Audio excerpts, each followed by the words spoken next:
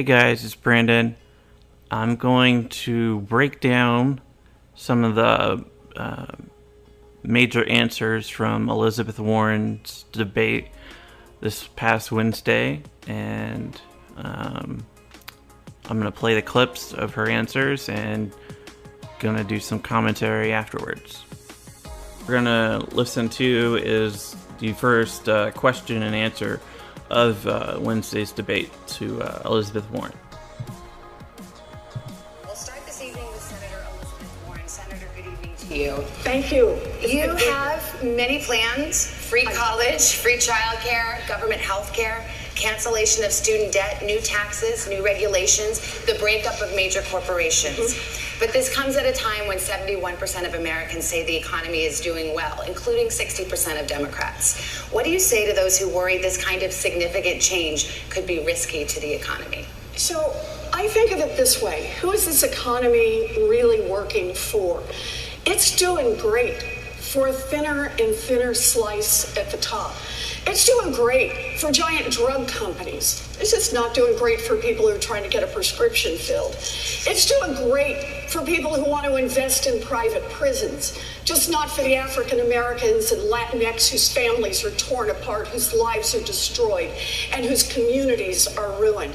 It's doing great for giant oil companies that want to drill everywhere, just not for the rest of us who are watching climate change bear down upon us. When you've got a government, when you've got an economy that does great for those with money and isn't doing great for everyone else, that is corruption, pure and simple. We need to call it out, we need to attack it head on, and we need to make structural change in our government, in our economy, and in our country. Okay, so that was a really good answer. She hit on all the major issues. She hit on healthcare with the prescription drug comment and big pharma. She hit on big banks, Wall Street corruption, wealthy people controlling almost all of the wealth and like less than 1,000 people. She hit on criminal justice reform as it relates to private prisons and the racism that is going on in terms of how many more percentage-wise African Americans and Latinos are treated by our justice system, which is horrible. She hit on one of her major stances on the economy, that the economy, and it is one of her shared beliefs and ideology, that is with Bernie Sanders, on how the current economy is not working for almost probably really 65% of us, at least, probably more. And people are having to work so many jobs just to get by. So there's not really, we need to create an economy that does work for those of us who want to work hard, who have gone to college, who are pursuing things that will create jobs and create just innovate new things. But it's kind of impossible for us right now when we're under a mountain student loan debt, and it's impossible for us to make enough money at a regular job to, have a decent quality of life. A lot of times, a lot of people my age are working. They're working at least 2 jobs, and it's almost impossible to live on your own in any kind of metropolitan area. You really need you have to be at least making above poverty by probably like 40% above poverty. And then you also have to be living with somebody who's making at least that much as well. So when you hear candidates talk about livable minimum wage at $15 an hour, which actually needs to be higher in places like New York and LA and other major cities, that is really where the most good will come from in terms of getting the economy back to working for the vast majority of us. So that's the message that I really appreciate from Senator Warren and Senator Sanders. And I'm happy to see that a few more people that I didn't think would take on that mantle, that issue, have started to talk about it that way. I think I heard Biden talk about $15 minimum wage, so that was good. And then she also talked about climate change, which is really good. That's one of my top issues. And talked about how climate change is affecting the economy, and kind of hinted at the migration that climate change is causing. A lot of the immigrants that are fleeing Central America, they're fleeing not just, violence, gangs, rape, etc. They're also just not able to make a living because climate change has really, as she said, bared down on their ability to make a living growing crops and having clean water. So I really appreciated that first answer. It was a really solid one. Okay, so next we're going to listen to Warren talk about guns and what she would plan to do to keep us safe as it relates to guns. And I have to warn you guys, Chuck Todd is delivering this question and he kind of interrupts her, so please just endure it. I know we all hate Chuck Todd, but just endure it. The time that I've been running for president, I've had more than 100 town halls. I've taken more than 2,000 unfiltered questions. And the single hardest question I've gotten, I got one from a little boy and I got one from a little girl. And that is to say, when you're president, how are you going to keep us safe? That's our responsibility as adults. 7 children will die today from gun violence, children and teenagers. And they won't just die in mass shootings. They'll die on sidewalks, they'll die in playgrounds, they'll die in people's backyards. Gun violence is a national health emergency in this country, and we need to treat it like that. So what can we do? We can do the things that are sensible. We can do the universal background checks. We can ban the weapons of war.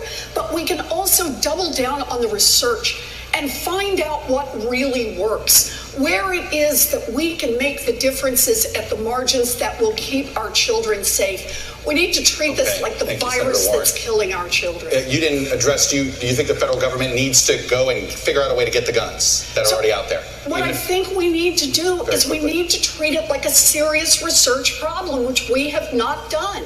You know, guns in the hands of a collector who's had them for decades, who's never fired them, who takes safety seriously, that's very different from guns that are sold and turned over quickly. We can't treat this as an across-the-board problem. We have to treat it like a public health emergency. That means bring data to bear, and it means make real change in this country, whether it's politically popular or not. Okay, so what I really liked about that answer was she talked about figuring out what we can do on the margins to keep people from dying via gun violence. And that is something that I have always tried to use as an argument or a way of getting through to the Second Amendment, gun people, where we're not trying to take away your guns. We are not trying to do anything about limiting your right to a gun. All we want to do is limit the amount of bullets that can be shot in a rapid succession from a gun that's only meant for war. Nobody uses an AR-15 for hunting. So we understand that shootings are going to happen. It's just a fact. But if we can limit the amount of high-capacity magazines and rapid semi-automatic. And you're gonna, I mean, I'm sure some gun people are gonna hear this and think you don't know anything about guns. I really don't in terms of the technical aspect, but all I do know is if it took longer for the shooters at Parkland, at Santa Fe, Aurora, anywhere where a AR assault rifle was used, if it took longer for those people, if they were going to carry out those shootings regardless, but if they had to use handguns with only 8 to 12 bullets in each, you realize how many people would be able to use that extra time between reloads and not being between extra time to flee between reloads. Every second matters there. And then also you have to think about, also with only using handguns for a mass shooting, people can survive 1 or even 2 bullet wounds to themselves depending on where they are. But when you're getting completely torn up by an assault rifle, I mean, that's impossible to survive. So it is a national health crisis. It's one of the things that is so infuriating that even after Sandy Hook, we couldn't do anything. Couldn't even do background checks. It's ridiculous. And thank goodness the NRA is having its corrupt deeds kind of destroy them from the inside right now. But the fact is, we need to treat it like a health crisis, like Warren says. We need to get rid of the weapons of war and the ability to have hundreds of bullets be shot within 5 minutes. That's insane. I mean, you can't tell me you need a gun like that for hunting. You just can't. I won't buy it. So, I think the consensus is she wants to do a bunch of research, doubling down on the research, and I think what that means is after we double down on the research, it'll eventually say that having fewer guns, like countries in the UK, Europe, and Japan, it's amazing how few gun-related deaths there are. And not to mention, making it harder for people to get guns would also prevent a lot of suicides, you know, because a lot of people that are in this economy that have struggled and are just not getting what they need, even though they're working their asses off. People get depressed. I've been open about my depression, and I can tell you from firsthand experience, I will never go near a gun because of where I've been in depression. And I hate that it's so easy to go get a gun if I wanted to. Even in California, it wouldn't be that hard for somebody like me with a clean record to go get a gun. And so we need to do a lot about guns. But that was Warren's answer on that, and I kind of expanded on it, but I thought it was a good answer.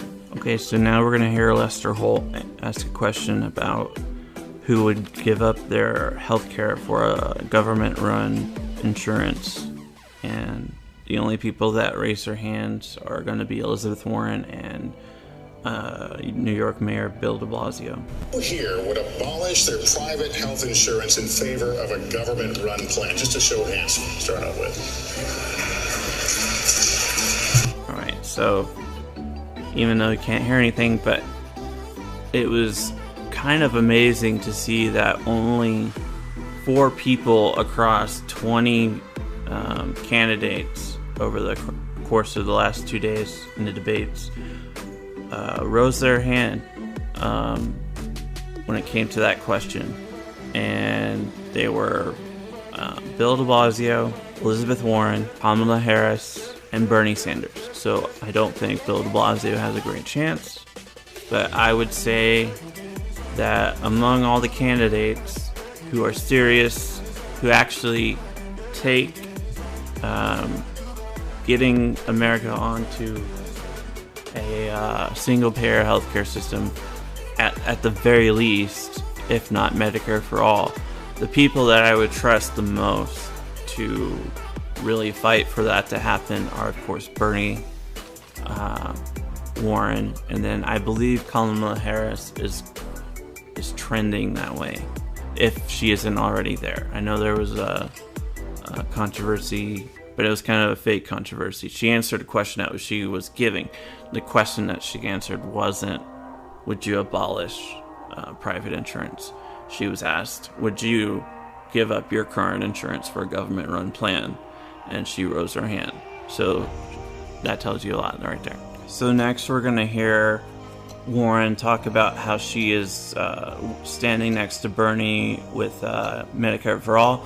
She goes into talking about how healthcare affects all of us and how we shouldn't be living in a country like the United States where we're all one major healthcare issue away from being bankrupt. I'm with Bernie on Medicare for all, and let me tell you why.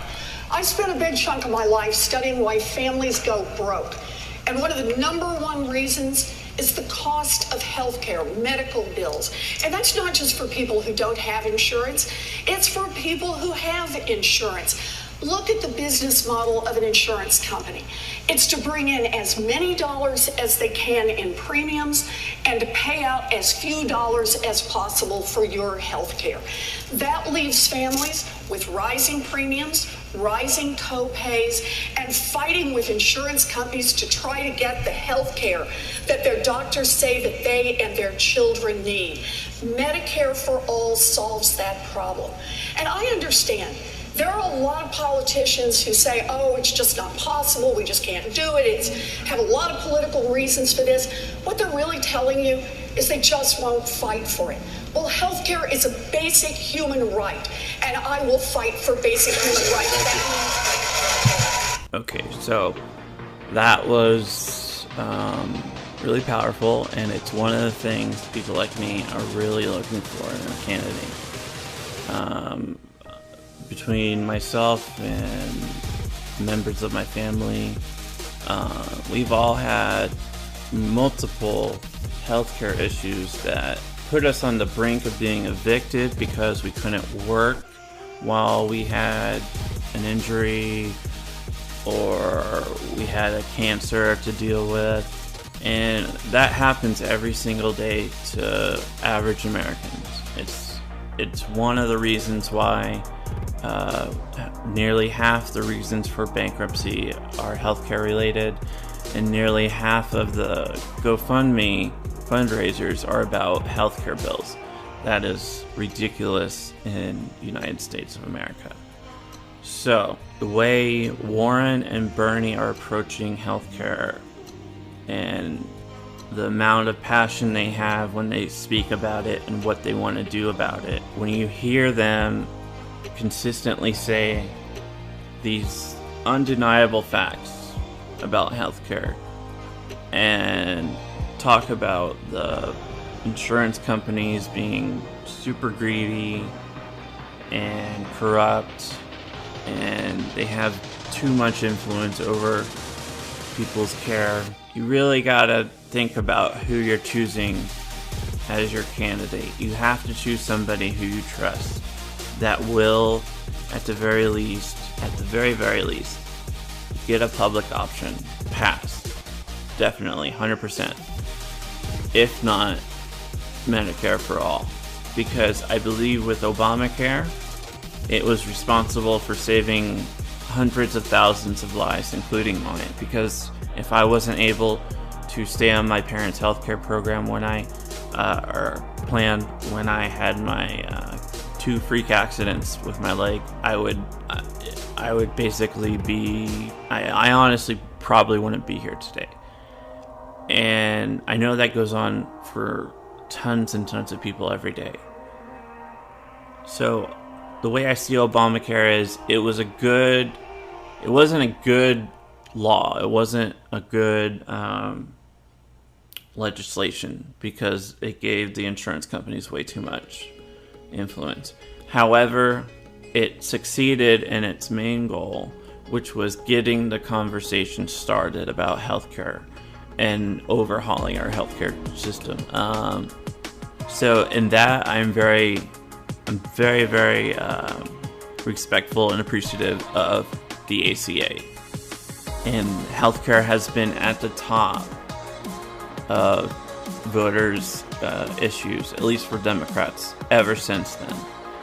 And it's been a mandatory topic to talk about in like every single conversation that we have with these candidates. So we need to, when Biden and maybe a couple other people on stage, I forget who, they say they want to improve on Obamacare. There's nothing really to improve on Obamacare other than adding a public option. But we need to have the public option be a part of like transition to Medicare for all. Along with, you can have private insurance be a part of it. I mean, that's no problem. People can pay extra to have whatever specialists, and people who can afford private insurance can have it. But for the overall good of the country, we need to cover everybody. I know people who have gone into, actually my mom talks to people, she's a nurse. She talks to patients who've gone into the emergency room, monthly, if not weekly, just to get their medications, and they're never going to be able to pay for that emergency room visit, and it all goes on to the state's Medicare, Medicaid system, and that is paid for by the taxpayers. So we all end up paying for it anyways. So covering that actually really, really lowers the costs of things like ambulances and ER visits and prescription drugs. I mean, it's not a very hard thing to understand. The only issue preventing us is the political willpower and the fact that it is a huge undertaking. But we already did a huge undertaking with the ACA.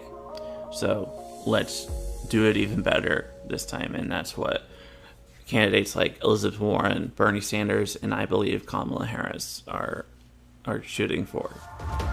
And I trust them to fight for it when they're in office. Okay, so now we're going to listen to Elizabeth Warren's closing statement. It was the last closing statement of the night, and let's listen. 5 seconds for the final statement of the evening. Thank you. It's a great honor to be here. Never in a million years did I think I would stand on a stage like this. I was born and raised in Oklahoma. I have 3 older brothers. They all joined the military. I had a dream growing up, and my dream was to be a public school teacher. By the time I graduated from high school, my family didn't have the money for a college application, much less a chance for me to go to college. But I got my chance. It was a $50 a semester commuter college. That was a little slice of government that created some opportunity for a girl. And it opened my life. I am in this fight because I believe that we can make our government, we can make our economy, we can make our country work, not just for those at the top. We can make it work for everyone, and I promise you this, I will fight for you as hard as I fight for my own family. All right, so that was a great closing statement. I really loved the power, the strength behind her final sentence there, where she says she would fight for you as hard as she would fight for her own family. And she talks about how if it wasn't for community college and Pell Grants, most likely, and low cost of state schools, she probably wouldn't have even gotten to where she was, anywhere near where she's at today. And the fact that she wanted to be a school teacher growing up, that's, and you can really tell that she reminds me of one of my, 4th or 5th grade teachers. I remember I had a teacher named Mrs. Mellon, who was my science teacher. It was actually sixth grade. and she reminds me of a lot of Elizabeth Warren. And a little fun fact on that, I grew up in Kansas, and I was going to school in Kansas, in a really small town in Kansas. And during that time, Kathleen Sebelius, who was Obama's first HHS secretary, was running for governor of Kansas. And I remember a moment where me and my science teacher were talking about Kathleen Sebelius and talking about how we really hope she wins, because she really is a good person who actually cares about people. And my science teacher was like, yes, I really hope she does too. So that's just a little nugget for y'all, but it really did happen, and it just reminds me of, Elizabeth Warren reminds me of the school teachers I had in a similar type environment where I grew up in rural Kansas. When I see and I listen to Warren, I really see a teacher who I would love to learn from. And I have no doubt that she would fight to do everything within her power to give me the best opportunities I could have. And so from that closing statement, I really thought she really dominated the debate by just being herself. She didn't have to fight anybody. People were all trying to make their own. Nobody on the stage that was with her was willing to go after her, because it's hard to go after a woman who is so well liked by the majority of Democrats. Even those who disagree with her policies, they really, really like her. So with that, I'm gonna close this up. Hopefully you guys liked it. If you do, I'll probably make another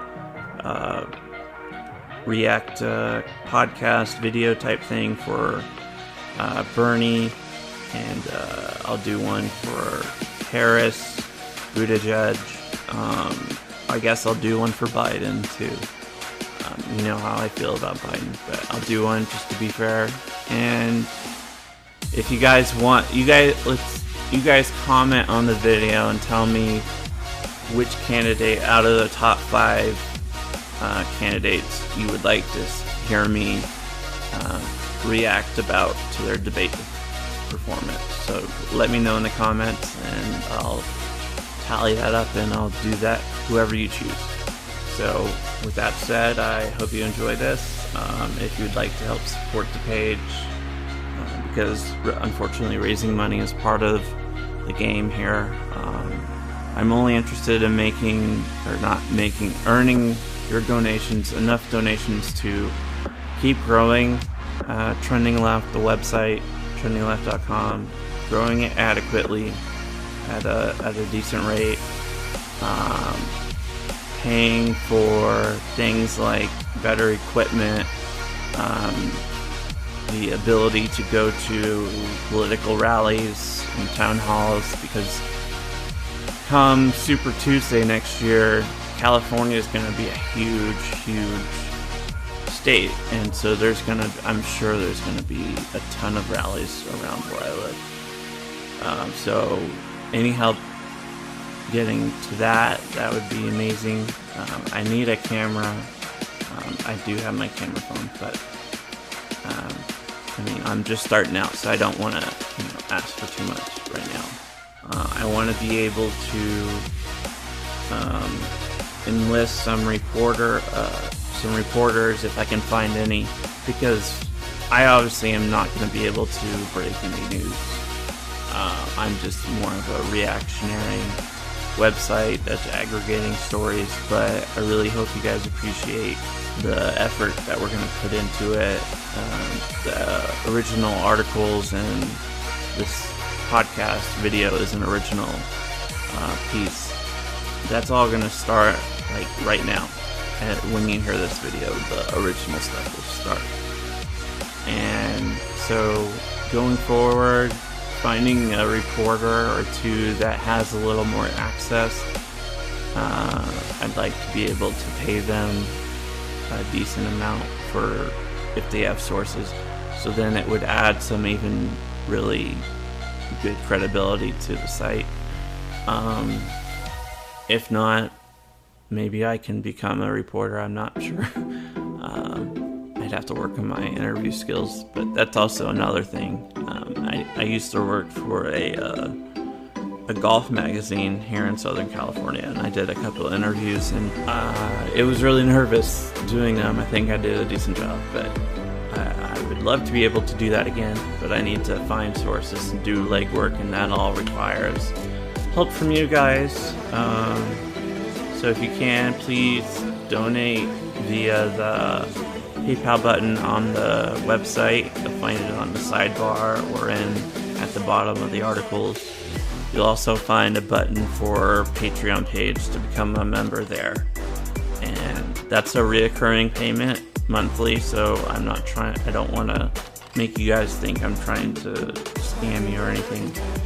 But even if it's just $1 helps reach this content to upwards of 250 more people than it would have without any kind of promotion.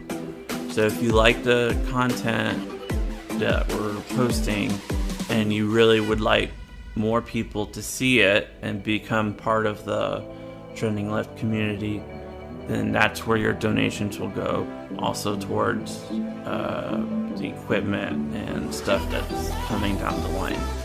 But again, if you can't, it's totally fine. I really appreciate your support. Without you guys, I wouldn't be as confident in myself right now. I was pretty down before I started this, and I've met a few really good people since starting this, and that is why I'm going to keep doing it, because it's not about me, it's about helping as many people as we can, getting the truth, the facts about progressive policy ideas, candidates, getting the information out there as best we can, getting as many people hyped to go out and vote in the primaries and in the general, for local elections especially. That's what I want this to be about. One of my friends that I met through this website, actually, she was incredibly brave, and she went up to a town hall meeting and talked about she wanted the city to respect LGBTQ people more, and make an ordinance about that. I can't wait till I hear more about that, but I know that her telling me that she did that, when she said she was going to do it, I got really excited, and I told her I was incredibly proud of her. And then she did it, and I literally probably screamed, like, enjoy, and because that's exactly the type of stuff that I want to inspire people to do. So that's what this is all about. This is Brandon, and just comment away. If you hate me, go for it. I don't care. But I'm gonna love you guys anyways. So thanks.